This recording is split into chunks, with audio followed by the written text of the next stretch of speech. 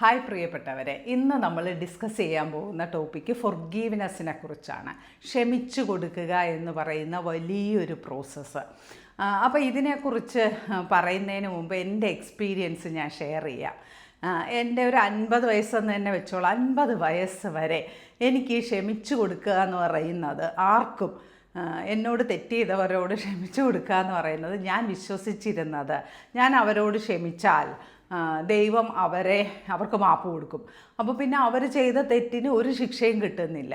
അവരെന്നോട് അത് ചെയ്തു ഇത് ചെയ്തു എന്നിട്ട് ദൈവം അവർക്കൊരു ശിക്ഷയും കൊടുക്കുന്നില്ല, അവർക്ക് ഉയർച്ച മാത്രമാണ് കൊടുക്കുന്നത്.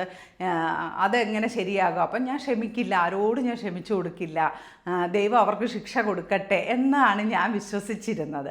ചിലപ്പോൾ ഇത് കേൾക്കുന്ന നിങ്ങളിൽ പലരും അതുകൊണ്ടായിരിക്കാം മറ്റുള്ളവർക്ക് ക്ഷമിച്ചു കൊടുക്കുക എന്ന് നമ്മൾ ചില യൂട്യൂബ് വീഡിയോസൊക്കെ കാണുമ്പോൾ അതിൻ്റെ താഴെ വരുന്ന കമൻസൊക്കെ വായിച്ചു നോക്കിയാൽ നമുക്കറിയാൻ സാധിക്കും.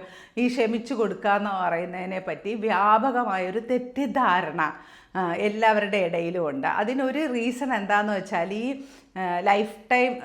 ലൈഫ് കോച്ചുമാരുണ്ടല്ലോ, ഈ മൈൻഡ് പവർ കോച്ചുമാർ, അവരൊക്കെ അവരുടെ പ്രൊമോഷനിൽ വന്നിരുന്ന് പറയുന്ന ഏറ്റവും പ്രധാനപ്പെട്ട ഒരു കാര്യമാണ് ഫൊർഗീവ്നെസ്, ക്ഷമിച്ചു കൊടുക്കുക എന്നൊക്കെയുള്ള. പക്ഷെ അവർ ആ ഒരു കണ്ടൻറ്റ് കംപ്ലീറ്റ് ആയിട്ട് പറയാത്തത് കൊണ്ട് തന്നെ നമുക്കതിലൊരു തെറ്റിദ്ധാരണ ഉണ്ടാവും. നമ്മളിപ്പോൾ അമ്മയോട് ക്ഷമിച്ചു കൊടുക്കുക, അച്ഛനോട് ക്ഷമിച്ചു കൊടുക്കുക എന്നൊക്കെ പറയുന്നത് ചിലരെ സംബന്ധിച്ച് അവർ ഇത്ര തെറ്റുകൾ ചെയ്തവരാണ്, അവരോട് നമ്മളെങ്ങനെ ക്ഷമിക്കുക എന്നുള്ള ആ ഒരു നെഗറ്റീവ് ആസ്പെക്റ്റിലാണത് പോയിട്ടുള്ളത്. അതെനിക്ക് മനസ്സിലായ ഒരു കാര്യമാണ്. അപ്പം ഞാൻ എങ്ങനെയാണ് ഇതിനെക്കുറിച്ച് ഇതിൻ്റെ ഇമ്പോർട്ടൻസ് മനസ്സിലാക്കിയത് എങ്ങനെയാണെന്ന് വെച്ച് കഴിഞ്ഞാൽ, 2021 എൻ്റെ ഒരു സ്റ്റുഡൻറ്റ് ഡോക്ടർ ലക്ഷ്മി എനിക്ക് ലൂയിസ് ഹേ എന്ന് പറയുന്ന അമേരിക്കൻ ഒരു മോട്ടിവേഷണൽ സ്പീക്കറും ഒക്കെയാണ്, അവരുടെ ഒരു book how can you heal your life എന്നോ മറ്റോ ആണ് ആ ബുക്ക്, എനിക്ക് കറക്റ്റ് ഇപ്പോൾ ഓർമ്മയില്ല. ആ ഒരു ബുക്ക് വായിക്കാൻ എനിക്ക് സജസ്റ്റ് ചെയ്തിട്ടാണ്. ആ ബുക്ക് ഞാൻ വായിച്ചപ്പോഴാണ് ഈ ഫൊർഗീവ്നെസ് ചെയ്യാതിരുന്നാൽ നമുക്ക് വരുന്ന അപകടങ്ങളെക്കുറിച്ച് ഞാൻ തിരിച്ചറിയുന്നത്. അപ്പോൾ അതൊരു വലിയ ഒരു അറിവായിരുന്നു എനിക്ക്. ആ ബുക്ക് എൻ്റെ കണ്ണ് തുറപ്പിച്ചു. ശരിക്കും ലൂയിസ് ഹേ എന്ന് പറയുന്നത് എൻ്റെ ഒരു മെൻറ്റർ പോലെയാണ് എനിക്ക്. ഞാൻ എപ്പോഴും യൂട്യൂബിലൊക്കെ അവരുടെ സ്പീച്ചൊക്കെ ഇങ്ങനെ കേട്ടുകൊണ്ടേയിരിക്കും. ആ ഒരു ശബ്ദവും അവരുടെ ലൈഫ് ഹിസ്റ്ററിയും ഒക്കെ ഒരു ഇൻസ്പിറേഷണലാണ്. കാര്യം അവർ വളരെ ദരിദ്രാവസ്ഥയിൽ ജനിച്ച് വളർന്ന് അവരുടെ അമ്മ 2ാം വിവാഹം കഴിക്കുകയും പിന്നെ അവർ അബ്യൂസിന് വളരെ കുഞ്ഞിലേ തന്നെ പാത്രമാവുകയും ഒക്കെ ചെയ്ത് ലൈഫ് വളരെയധികം സ്ട്രഗിളിങ്ങിലൂടെ മുന്നോട്ട് പോകുകയും പിന്നെ അവർക്ക് ക്യാൻസർ എന്ന അസുഖം വരികയും അതിനെ അവർ സർവൈവ് ചെയ്യുകയും ഒക്കെ ചെയ്ത് അവരുടെ ഒരു ലൈഫ് സ്റ്റോറി വളരെ ഇൻസ്പിറേഷണലാണ്. അത് കഴിഞ്ഞിട്ട് അവർ അമേരിക്കയിലെ ഏറ്റവും വലിയ മോട്ടിവേഷണൽ സ്പീക്കറായിട്ട് മാറി എന്നുള്ളതാണ് ചരിത്രം. അപ്പോൾ അവരുടെ ഹിസ്റ്ററിയൊക്കെ വായിക്കുമ്പോഴും അവരെക്കുറിച്ച് കേൾക്കുമ്പോഴും അവരുടെ വോയിസ് കേൾക്കുമ്പോഴും ഒക്കെ നല്ല നമുക്ക് വല്ലാത്ത ഒരു ഇൻസ്പിറേഷൻ തോന്നി. എനിക്ക് ലൂയിസ് ഹേയുടെ ശബ്ദം ഭയങ്കര ഇഷ്ടമാണ്. ഞാൻ ചില രാത്രികളിലൊക്കെ അവരുടെ വോയിസ് ഇങ്ങനെ കേട്ടിട്ടാണ് കിടക്കാറ്. അപ്പോൾ ലൂയിസ് ഹേ എനിക്ക് ഇംഗ്ലീഷാണ് കേട്ടോ, അപ്പോൾ നമുക്കത് കംപ്ലീറ്റ്ലി മനസ്സിലാകുകയൊന്നുമില്ല എനിക്കും. പക്ഷേ ഒരു ആത്മബന്ധം വരുമല്ലോ നമുക്കൊരു വോയിസുമായിട്ട്. ആ ഒരു രീതിയിൽ ലൂയിസ് ഹേ എനിക്ക് ഒരു മെൻറ്റർ പോലെയാണ്. അങ്ങനെ അപ്പോൾ ഈ ലൂയിസ് ഹേ പറയുന്ന ഒരു കാര്യം എന്താണെന്ന് വെച്ചാൽ, നമ്മൾ ഈ ഫൊർഗീവ് ചെയ്യുക, അതായത് മറ്റുള്ളവരോടുള്ള ദേഷ്യം നമ്മൾ ഉള്ളിൽ വെച്ചുകൊണ്ടിരുന്നാൽ നമുക്ക് സംഭവിക്കുന്ന ദോഷങ്ങളെന്ന് പറയുന്നത് പല അസുഖങ്ങളാണ്. മാരകമായ പല രോഗങ്ങളും അതുവഴി വരും. ക്യാൻസർ വരെ വരാൻ സാധ്യത ഉണ്ട് എന്നാണ് ലൂയിസ് ഹേ പറയുന്നത്. അതായത് നമ്മൾ മറ്റൊരാളോട് ദേഷ്യം, വെറുപ്പ്, പക ഒക്കെ വെച്ചുകൊണ്ടിരിക്കുമ്പോൾ നമ്മളുടെ ബോഡിയിൽ നമ്മളുടെ വികാരങ്ങൾ ഇങ്ങനെ പുറപ്പെടുവിക്കുമ്പോൾ ഓരോ വികാരങ്ങൾ, ഓരോ ഫീലിങ്സും വരുമ്പോൾ നമുക്ക് ഓരോ കെമിക്കൽ റിയാക്ഷൻസ് ബോഡിയിൽ നടക്കും എന്നാണ് പറയുന്നത്. അപ്പോൾ ആ ഒരു കെമിക്കൽ റിയാക്ഷൻ ഇപ്പോൾ നമ്മൾ പോസിറ്റീവായിട്ടാണ് ചെയ്യുന്നതെങ്കിൽ പോസിറ്റീവ് റിയാക്ഷൻ ആയിരിക്കും, നെഗറ്റീവായിട്ട് വരികയാണെങ്കിൽ നെഗറ്റീവ് റിയാക്ഷൻ ആയിരിക്കും. അപ്പോൾ അതിൽ ഏറ്റവും ഹയസ്റ്റ് ഒരു നെഗറ്റീവ് റിയാക്ഷനാണ് ഈ മറ്റൊരാളോടുള്ള ദേഷ്യവും വൈരാഗ്യവും. അതെന്തുകൊണ്ടാണെന്ന് വെച്ചാൽ നമുക്കിപ്പം വേറൊരാളോട് ദേഷ്യം ഉണ്ടെന്ന് വിചാരിച്ചോളൂ, നമുക്ക് എന്തൊക്കെ ഫീലിങ്സ് വരും, പക വരും അല്ലേ, ഭയങ്കരമായിട്ടുള്ള ദേഷ്യം വരും, വൈരാഗ്യം വരും, വാശി വരും, പിന്നെ നമുക്ക് ജലസി തോട്ട് വരും. കാര്യം എന്താ, അവർക്ക് ഉയർച്ച ഉണ്ടാകുന്നു, ദൈവം അവരെ ഉയർത്തുന്നു, നമ്മളെ താഴ്ത്തുന്നു എന്നൊക്കെയുള്ള ജലസി തോട്ട് വരും. സെൽഫായിട്ടുള്ള ഒരു ഇത് വരും, നമുക്ക് ഇങ്ങനെ നമ്മളെന്താ ഇങ്ങനെ ആയിപ്പോയത്, അവർക്കെന്താ ഉയർച്ചയുണ്ട്, അങ്ങനത്തെ തോട്ട്. അങ്ങനെ ഒരുപാട് വികാരങ്ങൾ ഒന്നിച്ച് വരുന്ന ഒരു നെഗറ്റീവ് ഇമോഷനാണ് നമുക്ക് ഈ ഒരാളോടുള്ള ദേഷ്യം എന്ന് പറയുന്നത്. പക്ഷേ നമ്മൾ ജനിച്ച് വളർന്ന ഒരു സാഹചര്യവും നമുക്കങ്ങനെ ഒരാളോട് ക്ഷമിക്കാനുള്ള ചില തെറ്റുകളൊന്നും നമുക്ക് ഒരിക്കലും ക്ഷമിക്കാൻ പറ്റിക്കൊള്ളണം എന്നില്ല. പക്ഷേ നമ്മൾ ആർക്ക് വേണ്ടിയിട്ടാണ് ക്ഷമിക്കേണ്ടത്? നമുക്ക് വേണ്ടിയിട്ടാണ് ക്ഷമിക്കേണ്ടത്, ഒരിക്കലും അവർക്ക് വേണ്ടിയിട്ടല്ല ക്ഷമിക്കാനുള്ളത്. അപ്പോൾ ഞാൻ ഈ 50 വയസ്സ് വരെ ഞാൻ ആർക്കും ക്ഷമിച്ചു കൊടുത്തിട്ടില്ല. ഞാൻ വിചാരിച്ചിരുന്നത് ഞാൻ ക്ഷമിച്ചു കൊടുത്താൽ അവർ രക്ഷപ്പെടും, അങ്ങനെ അവർ രക്ഷപ്പെടണ്ട എന്നുള്ള ഒരു തോട്ടായിരുന്നു. പക്ഷെ 50 വയസ്സ് വരെ ഞാൻ കണ്ടിട്ടുള്ളത് എന്നെ ദ്രോഹിക്കുന്ന ഒരുപാട് ആൾക്കാരൊന്നും ഇല്ല കേട്ടോ. അങ്ങനെ അത്രയും വലിയ ശത്രുക്കളൊന്നും ഉള്ള ഒരാളല്ല ഞാൻ. എന്നാലും ചെറുതാണെങ്കിലും വലുതാണെങ്കിലും നമുക്ക് ഇഷ്ടമില്ലാത്ത ആൾക്കാരൊക്കെ ഒരുപാട് പേരുണ്ടാകുമല്ലോ. അപ്പോൾ അവർക്കൊക്കെ ഉയർച്ച വരുന്നത് 50 വയസ്സ് വരെ അവരൊക്കെ ഉയരുകയും ഞാൻ താഴോട്ട് പോവുകയാണ് ഞാൻ കണ്ടിട്ടുള്ളത്. പക്ഷേ 50 വയസ്സിന് ശേഷം ലൂയിസ് ഹേയുടെ ചരിത്രവും മറ്റു കാര്യങ്ങളും അവരുടെ ബുക്ക് വായിക്കുകയും ഒക്കെ ചെയ്തതിന് ശേഷം ഞാൻ കാണുന്ന സത്യസന്ധമായ കാഴ്ച ഞാൻ പറഞ്ഞുതരാം. ഞാൻ ഉയരുകയും എൻ്റെ ബാക്കിയുള്ള ആൾക്കാർ ഉയരുന്നുണ്ടോ താഴുന്നുണ്ടോ എന്ന് ഞാൻ ശ്രദ്ധിക്കാതിരിക്കുകയും ചെയ്യുന്ന അവസ്ഥയിലേക്ക് ഞാൻ മാറി എന്നുള്ളതാണ്. ഞാൻ അവരെ ശ്രദ്ധിക്കുന്നില്ല, അവർ ഉയരുന്നുണ്ടോ, അവർ ലൈഫിൽ നന്നായി ജീവിക്കുന്നുണ്ടോ, എനിക്ക് വിഷയമല്ലാത്തൊരവസ്ഥയായി. മറ്റേ അവരെപ്പോഴും ശ്രദ്ധിക്കുക, അപ്പോഴാണ് നമുക്ക് ഈ ഒരു ഫ്രസ്ട്രേഷൻ വരുന്നത്. നമ്മളെപ്പോഴും അയ്യോ അത് ചെയ്തു, അവർ വീട് വാങ്ങി, അവർ കാറ് വാങ്ങി, അവരത് ചെയ്യുന്നു, അവരിത് ചെയ്യുന്നു, നമ്മളവരെ വാച്ച് ചെയ്തുകൊണ്ടിരിക്കും തോറും നമുക്ക് ഈ മനസ്സിൽ ഒരു അസ്വസ്ഥത വരികയും അങ്ങനെയാണ് വല്ലാത്ത രോഗങ്ങളൊക്കെ വരിക എന്നുള്ളതാണ് ലൂയിസ് ഹേ പറയുന്നത്. അതിലൊരു പരിധിവരെ സത്യമുണ്ടാകുമെന്നാണ് ഞാൻ വിശ്വസിക്കുന്നത്. അപ്പോൾ കഴിഞ്ഞ ദിവസം ഞാനൊരു വീഡിയോ ഇട്ടപ്പോൾ അതിലൊരു സെൽഫ് ലവിനെ കുറിച്ച് വീഡിയോ ഇട്ടപ്പോൾ ഒരു കുട്ടിയാണോ ആരാന്ന് എനിക്കറിയില്ല, വന്ന് പറഞ്ഞു, മാഡം ഞാൻ സുഖമില്ലാതെ ഈ ഒരു മുറിക്കുള്ളിൽ കിടക്കുകയാണ്, അപ്പം ഞാൻ ഈ സെൽഫ് ലവ് എങ്ങനെയാണ് ചെയ്യുക എന്ന് ആ കുട്ടി ചോദിച്ചിട്ടുണ്ടായിരുന്നു. സത്യത്തിൽ അതൊക്കെ കേൾക്കുമ്പോൾ നമുക്ക് വിഷമം വരുമെങ്കിലും അവരോടാണ് എനിക്ക് പറയാനുള്ളത്, നമുക്ക് ഏതൊരവസ്ഥയിൽ നിന്നും രക്ഷപ്പെടാൻ സാധിക്കും നമ്മൾ മനസ്സുകൊണ്ട് വിചാരിക്കുകയാണെങ്കിൽ. നമ്മളുടെ മനസ്സിനെ നമ്മൾ ആയുധമാക്കി എടുത്തുകൊണ്ട് നമ്മൾ ആ ഒരു രോഗത്തെ പ്രതിരോധിക്കണം എന്നാണ് എനിക്ക് പറയാനുള്ളത്.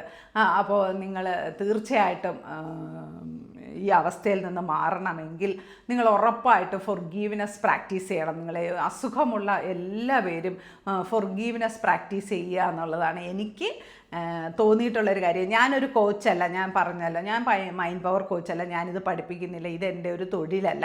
അതുകൊണ്ട് തന്നെ എനിക്ക് ധൈര്യമായിട്ട് പറയാൻ സാധിക്കും, ഫോർഗീവ്നെസ് ചെയ്ത് കഴിഞ്ഞാൽ നമ്മുടെ പകുതി അസുഖങ്ങൾ മാറും. അല്ലെങ്കിൽ മരുന്ന് നല്ലവണ്ണം നമുക്ക് എഫക്റ്റ് ചെയ്യും. അതുകൊണ്ട് നമ്മൾ മരുന്ന് കഴിക്കേണ്ടെന്നല്ല, പക്ഷേ നമ്മൾ ഈ ഒരു ഫോർഗീവ്നെസ്സും കൂടെ ചെയ്ത് കഴിയുകയാണെങ്കിൽ നമുക്ക് മരുന്ന് പെട്ടെന്ന് എഫക്റ്റ് ചെയ്യും.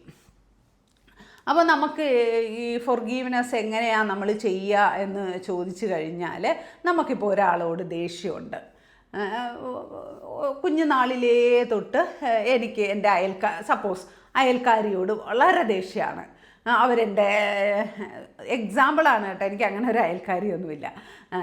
എൻ്റെ എന്താ എന്തെങ്കിലുമൊക്കെ വിള നശിപ്പിക്കുന്നു, അത് ചെയ്യുന്നു, ഇത് ചെയ്യുന്നു, അങ്ങനെ ഇങ്ങനെയൊക്കെ എന്തെങ്കിലുമൊക്കെ ചെയ്തു എന്ന് വിചാരിച്ചോളൂ. അപ്പോൾ ഞാനും അവരുമായിട്ട് ഫൈറ്റായിരുന്നു, അല്ലെങ്കിൽ അങ്ങനെ വർഷങ്ങളായിട്ട് ഞങ്ങൾ തമ്മിൽ ശത്രുതയുണ്ട് എന്ന് വിചാരിച്ചോളൂ. ഒരു സുപ്രഭാതത്തിൽ ഇവരോട് ക്ഷമിക്കണം എന്ന് പറഞ്ഞാൽ നമുക്ക് എങ്ങനെയാണ് അത് സാധ്യമാകുക? നമുക്കത് ഭയങ്കര മാനസികമായിട്ടൊരു ബുദ്ധിമുട്ടായിരിക്കും. നമ്മൾ അവർക്ക് എങ്ങനെയാണ് ക്ഷമിച്ചു കൊടുക്കുക എന്നുള്ളത്.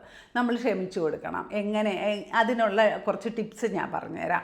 ഒന്നാമത്തെ കാര്യം എന്ന് പറയുന്നത്, ഞാൻ ആദ്യത്തെ ക്ലാസ്സിൽ തന്നെ ഞാൻ പറഞ്ഞു, നമ്മളെ മൈൻഡിനെ ഹീൽ ചെയ്യുന്ന ഒരു പ്രോസസ്സിൽ ഞാൻ പറഞ്ഞിരുന്നു എഴുതുക എന്നുള്ളത്. അപ്പോൾ അവർ നമ്മളോട് ചെയ്ത സകല കാര്യങ്ങളും നമ്മൾ ദൈവത്തോട് എഴുതുന്നു. ദൈവമേ, അവരിങ്ങനെ എന്നോട് ചെയ്തു, അത് ചെയ്തു, ഇത് ചെയ്തു, മറ്റേത് ചെയ്തു, മറിച്ചത് ചെയ്തു, എല്ലാം നമ്മൾ എഴുതി കത്തിച്ച് കളയുന്നു.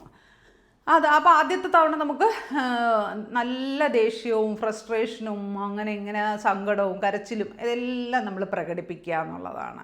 അത് എഴുതി കത്തിച്ച് കളയുന്നു. രണ്ടാമത് വീണ്ടും എഴുതുന്നു. വീണ്ടും ഇതേ പ്രോസസ്സ് തുടങ്ങുമ്പോൾ നമുക്ക് ആദ്യത്തേൻ്റെ അത്രയും ഇമോഷൻസ് രണ്ടാമത്തെ തവണ ഉണ്ടാവില്ല. നിങ്ങളത് ശ്രദ്ധിച്ച് ചെയ്ത് നോക്കിയാൽ നിങ്ങൾക്ക് മനസ്സിലാവും. നമുക്ക് ആ ഒരു ഇമോഷൻ കുറച്ച് കുറഞ്ഞതായിട്ട് ഫീൽ ചെയ്യും. അങ്ങനെ നമ്മൾ എഴുതി എഴുതി എഴുതി എഴുതി ഇത് നമ്മളൊരു നോർമലൈസ് ആക്കും. അപ്പോൾ നമുക്കതൊരു എന്തേലായിക്കൊണ്ട് പോട്ടെ എന്നുള്ള ഒരു ഫീലിലേക്ക് നമ്മൾ ഈ ഒരു പ്രോസസ്സിനെ കൊണ്ടുവരും. അപ്പോൾ നമുക്ക് അവരോടുള്ള ദേഷ്യം കുറേയേറെ മാറിക്കിട്ടും. അതിന് ശേഷം നമുക്കവർക്ക് മാപ്പ് കൊടുക്കാം. മാപ്പ് എങ്ങനെയാണ് കൊടുക്കുന്നത്? നമ്മളിങ്ങനെ വെറുതെ മെഡിറ്റേഷൻ ചെയ്യാനിരിക്കുന്ന പോലെ ഇരുന്നതിന് ശേഷം അവരെ നമ്മൾ ഫ്രണ്ടിലേക്ക് ഇമാജിൻ ചെയ്ത് കൊണ്ടുവരിക. അല്ലെങ്കിൽ അവരുടെ ഒരു ഫോട്ടോസോ എന്തെങ്കിലും ഉണ്ടെങ്കിൽ, ഇപ്പോൾ ഫേസ്ബുക്കൊക്കെ ഉള്ള സമയത്ത് പിക്കൊക്കെ കിട്ടാൻ ബുദ്ധിമുട്ടില്ലല്ലോ, അപ്പോൾ അങ്ങനെ ഫേസ് എടുത്ത് വെച്ചിട്ടായാലും മതി. അതല്ല എങ്കിൽ നമ്മൾ അവരെ മനസ്സിൻ്റെ ഫ്രണ്ടിലേക്ക് ഇമാജിൻ ചെയ്ത് കൊണ്ടുവന്ന് നിർത്തിയതിന് ശേഷം ഐ ആം സോറി, ഞാൻ നിങ്ങളോട് ക്ഷമിക്കുന്നു, please forgive me, thank you, I love you എന്ന് നമ്മൾ ഒരു 7-8 തവണയെങ്കിലും, അല്ലെങ്കിൽ നമ്മുടെ ദേഷ്യം കുറയുന്നത് വരെയും ഡെയിലി ഇത് പ്രാക്ടീസ് ചെയ്യുക. അല്ലെങ്കിൽ എഴുതി പ്രാക്ടീസ് ചെയ്യുക ഐ ആം സോറി. അപ്പോൾ നമുക്ക് വേണമെങ്കിൽ പറയാം, എക്സാമ്പിൾ രാധ എന്ന് വിചാരിച്ചോളൂ, എൻ്റെ അയൽക്കാരി Radha, I am sorry, please forgive me, thank you, I love you. അല്ലെങ്കിൽ ഇംഗ്ലീഷ് അറിയാത്തവർക്കാണെങ്കിൽ രാധേ, എന്നോട് ക്ഷമിക്കൂ, ഞാനും നിന്നോട് ക്ഷമിക്കുന്നു, പ്ലീസ് ഫോർഗീവ് മീ എന്ന് പറഞ്ഞാൽ മാപ്പ് തരൂ, താങ്ക് യു, നന്ദി, ഞാൻ നിന്നെ സ്നേഹിക്കുന്നു, നിനക്ക് ഒരുപാട് നല്ലത് വരട്ടെ എന്ന് നമ്മൾ ബോധപൂർവ്വം ആദ്യമൊക്കെ എഴുതുമ്പോൾ ഇച്ചിരി ബുദ്ധിമുട്ടൊക്കെയാണ്. പിന്നെ നമുക്കത് എഴുതി നമ്മൾ അവരോടുള്ള കംപ്ലീറ്റ് ദേഷ്യവും കുറയ്ക്കാൻ സാധിക്കും. എൻ്റെ ഒരു അനുഭവം വെച്ചിട്ട് ഞാൻ പറയുകയാണ്, എനിക്ക് വളരെ കുറച്ച് എന്താ പറയുക, ഇഷ്ടമില്ലാത്ത ആൾക്കാരേ ഉള്ളൂ, കയ്യിൽ എണ്ണാവുന്നതേ ഉള്ളെങ്കിൽ അതിൽ 1-2 പേരൊക്കെ എനിക്ക് വളരെ ബുദ്ധിമുട്ടുണ്ടാക്കിയ ആൾക്കാരാണ്. തീർച്ചയായിട്ടും ഞാനൊരു ഡിവോഴ്സിയാണ്. അതുകൊണ്ട് തന്നെ നമുക്ക് ആ ഒരു രീതിയിൽ ബുദ്ധിമുട്ടുണ്ടാക്കിയ ആൾക്കാരുണ്ടാകുമല്ലോ ഉറപ്പായിട്ടും. അപ്പോൾ അങ്ങനെ ഉള്ളവർക്ക് ആ ഒരു കുറേ മാപ്പ് കൊടുക്കാൻ ബുദ്ധിമുട്ടുള്ള കുറേ പേരുണ്ടായിരുന്നു. പക്ഷെ അവർക്കൊക്കെ കൊടുക്കാൻ എനിക്ക് സാധിച്ചു. ഇപ്പോൾ എനിക്ക് ആരോടും ഒരു ദേഷ്യമോ ഒരു വൈരാഗ്യമോ അവരോടൊരു അസൂയയോ ഒന്നും തോന്നുന്നില്ല. നേരത്തെയൊക്കെ അങ്ങനെ തോന്നുമായിരുന്നു. പക്ഷേ ഈ ഫോർഗീവ്നെസ് ഇതെല്ലാം ചെയ്തതിന് ശേഷം മൈൻഡ് വളരെ ഫ്രീ ആകും. അത് നമ്മളെ എക്സ്പീരിയൻസ് ചെയ്യേണ്ട കാര്യമാണ്. ഇതൊന്നും നമുക്ക് പറഞ്ഞ് വേറൊരാളെ പഠിപ്പിക്കാൻ പറ്റുന്ന കാര്യമല്ല എന്ന് എനിക്ക് തോന്നാറുണ്ട്. ഇതൊക്കെ നമ്മൾ സ്വയം പ്രാക്ടീസ് ചെയ്ത് നമുക്കിതിൽ എക്സ്പീരിയൻസ് ചെയ്താലാണ് അതിൻ്റെ ഒരു ഫീലിങ്സ് മനസ്സിലാക്കുക. ശരിക്കും നമ്മൾ മൈൻഡ് എന്തൊരു ഫ്രീ ആകുമെന്നറിയാവോ? ശരിക്കും എനിക്ക് ഇതറിയുന്നതിന് മുന്നേ വരെ എനിക്ക് എങ്ങനെ ചിരിക്കാനുള്ള കഴിവ് പോലും ഉണ്ടായിരുന്നില്ല. ഒരു മനസ്സിലെപ്പോഴും അവരോടുള്ള വൈരാഗ്യം, ദേഷ്യവും എന്ന് നമ്മൾ അവരെ പിറകെ നടന്ന് അവരുടെ കാര്യങ്ങൾ അന്വേഷിക്കും. നമ്മളെ ശത്രുക്കളാണെങ്കിൽ നമ്മൾ തീർച്ചയായിട്ടും അവരുടെ കാര്യങ്ങൾ അന്വേഷിക്കുക. അപ്പോൾ നമുക്ക് മനസ്സിലെപ്പോഴും ഒരു ഫ്രസ്ട്രേഷനും അതാണ് അസുഖങ്ങൾക്കൊക്കെ കാരണമാകുന്നത്. BP ആയാലും ഷുഗർ ആയാലും പ്രഷർ ആയാലും കൊളസ്ട്രോൾ ആയാലും അങ്ങനത്തെ എല്ലാ കാര്യങ്ങളും വരുന്നതിൻ്റെ ഒരു ഭാഗം എന്ന് പറയുന്നത് നമ്മുടെ സ്ട്രെസ്സാണ്. നമുക്ക് സ്ട്രെസ്സ് വരുന്നതിൻ്റെ വേറൊരു കാര്യം എന്ന് പറയുന്നത് നമുക്ക് വരുന്ന ദേഷ്യവും സങ്കടങ്ങളും ഒക്കെയാണ്. അപ്പോൾ അതൊക്കെ അങ്ങ് വിട്ട് കളയുക. നമ്മൾ ഫ്യൂച്ചറിലേക്ക് ചിന്തിക്കുക. പാസ്റ്റിലേക്ക് ചിന്തിക്കാതിരിക്കുക. നമുക്ക് ഒഴിവാക്കാൻ പറ്റുന്ന ബന്ധങ്ങളെല്ലാം ധൈര്യമായിട്ട് ഒഴിവാക്കുക. നമുക്ക് ജീവിതത്തിൽ സന്തോഷവും സമാധാനമാണ് വരുന്നത്. നമ്മൾ മറ്റുള്ളവർക്കും അത് തന്നെ കൊടുക്കാൻ ശ്രമിക്കുക. അങ്ങനെ നമുക്ക് കൊടുക്കാനും നമുക്ക് സ്വീകരിക്കാനും പറ്റാത്ത ബന്ധങ്ങളെ ഒഴിവാക്കുക എന്നുള്ളതാണ് ഞാൻ അങ്ങനെയാണ് ഇപ്പോൾ ചെയ്യാറുള്ളത്. എനിക്ക് ആരോടും ശത്രുത വളർത്താൻ താല്പര്യമില്ല. നമുക്ക് ഇഷ്ടമല്ല എന്ന് തോന്നിക്കഴിഞ്ഞാൽ ആ സ്പോട്ടിൽ ബന്ധം അവസാനിപ്പിക്കുക എന്നുള്ളതാണ് കാര്യം. നമുക്ക് അങ്ങനെ പറ്റാത്ത ബന്ധങ്ങളും ഉണ്ടാകും, ചിലതൊന്നും നമുക്ക് അവസാനിപ്പിക്കാൻ പറ്റില്ലല്ലോ. അപ്പോൾ നമ്മൾ ബൗണ്ടറി സെറ്റ് ചെയ്യും. അവരുടെ സ്പേസിൽ നമ്മൾ കയറുകയോ നമ്മളെ സ്പേസിൽ നിർബന്ധമായി അവരെ കയറ്റാതിരിക്കുകയോ ഒക്കെ ചെയ്ത് നമ്മൾ ആ ബൗണ്ടറി സെറ്റ് ചെയ്യും. ഇനി അടുത്ത് നമ്മൾ ഈ ഒരു പ്രോസസ്സിൽ ചെയ്യേണ്ടതാണ് നമ്മളോട് ക്ഷമിക്കുക എന്ന് പറയുന്നത്. നമ്മൾ മറ്റുള്ളവരോട് ക്ഷമിക്കും, അതുപോലെ നമ്മളോട് ക്ഷമിക്കുക. കാര്യം ചിലരൊക്കെ എപ്പോഴും സ്വയം കുറ്റപ്പെടുത്തും. എൻ്റെ ഒരു ഞാൻ കാരണമാണ് അങ്ങനെ, ഞാൻ കാരണമാണ് ഇങ്ങനെ എന്നുള്ളത്. നമ്മളെപ്പോഴും മറ്റുള്ളവരെ നമ്മൾ കുറ്റപ്പെടുത്തുന്നത് പോലെ നമ്മളെയും കുറ്റപ്പെടുത്തും. അതും ഒഴിവാക്കുക. അങ്ങനെയൊന്നുമില്ല, നമ്മുടെ സാഹചര്യങ്ങളാണ്, പല സാഹചര്യങ്ങളും കാരണമാണ് നമ്മൾ അങ്ങനെ ആയിപ്പോയത്. ഇനി നിങ്ങൾ വേറൊരു കാര്യം ചിന്തിക്കാനുള്ളത്, ചിലപ്പോൾ ഇപ്പം എൻ്റെ എക്സ്പീരിയൻസിൽ നിന്ന് തന്നെ പറയാം, 50 വയസ്സ് വരെ എൻ്റെ ജീവിതത്തിലേക്ക് വന്ന എന്നെ ദ്രോഹിക്കുകയോ അല്ലെങ്കിൽ എനിക്ക് ഡിസ്റ്റർബൻസ് ഉണ്ടാക്കി, ദ്രോഹിച്ചു എന്ന് പറയുന്ന വാക്കൊക്കെ ഭയങ്കര ക്രൂരമായി പോകും. അങ്ങനെയല്ല, ഡിസ്റ്റർബ് ചെയ്ത ലൈഫിൽ എന്നെ പിടിച്ചു കുലുക്കിയ, എനിക്ക് എൻ്റെ പ്രതിസന്ധികൾക്ക് കാരണമാണ് ഞാൻ ഇന്നിവിടെ ഇരിക്കുന്നത്. എനിക്ക് ഇത്ര ഉയർച്ച ഉണ്ടായതിനും കാരണം അവരാണ് എന്ന് വെച്ചിട്ട് അവരോടുള്ള വാശി കൊണ്ടല്ല, പക്ഷേ നമുക്കൊരു മുന്നോട്ട് പോകാൻ അവരൊരു വഴി അടയ്ക്കുമ്പം നമുക്ക് വേറൊരു വഴി കിട്ടുന്നു എന്നുള്ളതാണ്. അല്ലാതെ ഒരിക്കലും ഞാനൊന്നും അങ്ങനെ ഫൈറ്റ് ചെയ്ത് ജീവിതത്തിൽ എല്ലാവരും അങ്ങനെയാണ് വിശ്വസിക്കുന്നത്, ഫൈറ്റ് ചെയ്ത് മുന്നോട്ട് വന്നു എന്നുള്ളത്. ഒരിക്കലും അല്ല, ഫൈറ്റ് ചെയ്ത് മുന്നോട്ടൊന്നും വന്നതല്ല. ഒരു വഴി അടയുമ്പോൾ അടുത്തൊരു വഴി എവിടെയെങ്കിലുമൊക്കെ അത് തുറന്ന് കിട്ടുക, അതുവഴി ഇങ്ങനെ വരുന്ന ഒരാളാണ്. ഒരിക്കലും ഫൈറ്റ് ചെയ്തൊന്നും മുന്നോട്ട് വന്ന ആളൊന്നുമല്ല. അപ്പോൾ അതുകൊണ്ട് തന്നെ നമ്മൾ ഈ ഒരു ഫൊർഗീവ്നെസ് പ്രാക്ടീസ് ചെയ്യുക, ക്ഷമിക്കാൻ പഠിക്കുക എന്ന് പറയുന്നതാണ്. അതൊരു ക്ഷമിക്കുക എന്ന് പറയുന്നത് നമ്മൾ മറക്കുക എന്നുള്ള അർത്ഥമല്ല, ക്ഷമിക്കുക മാത്രമേ ചെയ്യാവുള്ളൂ. ഒരിക്കലും മറക്കരുത് അവർ ചെയ്ത തെറ്റുകൾ, കുറ്റങ്ങളൊന്നും മറക്കുകയോ ചെയ്യരുത്. കാര്യം ഇപ്പം നമ്മൾ വിചാരിക്കുന്ന എന്താണ്, ക്ഷമിക്കാൻ പറയുമ്പോൾ നമ്മൾ ചിന്തിക്കുന്നത് ഓക്കെ നാളെ അവരെ പോയി കെട്ടിപ്പിടിച്ച് ഉമ്മയും കൊടുത്ത് അങ്ങനെയല്ല. ക്ഷമിക്കുക എന്ന് പറഞ്ഞാൽ നമ്മളെ മനസ്സിൽ മാത്രമേ നമ്മൾ ക്ഷമിക്കുന്നുള്ളൂ.